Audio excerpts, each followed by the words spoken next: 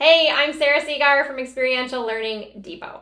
You may have thought to yourself, or maybe you've heard someone else say before, project-based learning takes too much time, or my students just couldn't handle it, or sounds like fun, but is it rigorous and can I hit the standards? Let's set the record straight. I'm breaking down the biggest myths about project-based learning and what's actually true about it. Come with me. Let's bust some project-based learning myths. Project-based learning myths versus reality. We're setting the record straight. The first myth is that PBL takes too much time to plan and manage. I get this one a lot. But here's the reality. Yes, there's some work on the front end, but PBL saves you time in the long run. I know that might sound wild, but I promise it's true. You're not planning day-by-day lectures, activities, and assessments. You're guiding a framework that runs itself once it's in motion. And even better, the students are doing most of the thinking, planning, and creating because that's the whole point. Student-centered PBL puts your students in the driver's seat and you in the facilitator's role, lifting so much of the workload off of your shoulders. Myth number 2 is PBL isn't rigorous or academic enough. I have to admit this one drives me a little nuts. PBL isn't about cutting corners. It's about going deeper. Students are still learning content. They're just applying it in meaningful ways. Research, analysis, synthesis, communication, reflection, those are all baked into a solid PBL. So not only are students getting deeper and more involved in the content, they're building skills that some other learning experiences like worksheets and recipe lesson plans just don't touch, such as critical thinking and creative problem solving. PBL is rigorous. I would argue more rigorous than many other approaches, if that's what you're looking for. Myth number 3 is my students aren't ready or responsible enough for PBL. No one is born knowing how to manage time, collaborate, or lead a project. Those are skills we teach.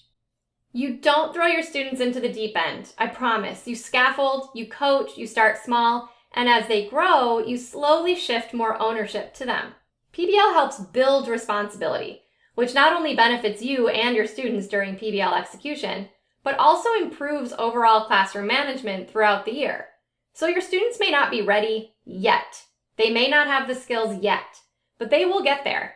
I have nearly 2 decades of evidence to back that up. I've seen this play out over and over and over again. PBL myth number 4. It doesn't align with standards or testing expectations. Here's the truth. PBL starts with standards. The best PBLs are designed around your learning targets. If you want PBLs to revolve around standards, great. You and your students could design PBLs with those standards in mind. And remember that myth about PBLs taking too much time? You can hit multiple outcomes, content, skills, and real-world application in one well-crafted PBL. It's not a trade-off, it's a multiplier. PBL myth number 5 is you have to give up control or structure to do PBL. In other words, that PBL is chaos. Do you feel this way? I'm here to tell you that PBL is not a free-for-all.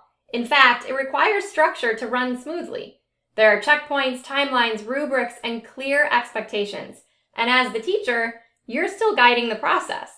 Instead of directing every single step, you're facilitating students' learning and allowing them the space to take ownership. PBL isn't about control. In fact, my biggest suggestion as a PBL facilitator is to let go of the need to control. It's not about micromanaging, but about creating a structured environment where students can thrive independently. Myth number 6, PBL only works for science or social studies. Nope. I've used PBL for math, language arts, career, and technical education, environmental science, art, and my advisory. PBL is a framework, not a subject. It can be applied to any content area, and in fact, it's often multidisciplinary by nature. You can frame any topic with a driving question, connect it to the real world, and create a meaningful final product no matter the subject. Myth number 7. PBL means group work nightmares. Group work can be messy, yes, if students don't know how to work together. But again, that's why we teach those skills. PBL is a great opportunity to practice using those skills. And how do we build those skills, even within the structure of a project-based learning experience? with tools like team contracts, collaboration exercises, problem-based learning challenges, and group reflection. You can create functional, respectful teams. Also, group work isn't mandatory in PBL. You and your students can design PBLs as individual projects, though I wouldn't recommend it. Practicing effective group work now helps students develop the collaboration and communication skills they'll need in their careers and lives. Group work shouldn't be something to fear, and it definitely shouldn't be the reason you avoid PBL. So no, PBL isn't fluff, it's not chaotic or unrealistic.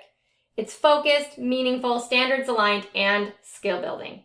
You don't need students with perfected skills or extensive experience in project-based learning. You don't need unlimited time.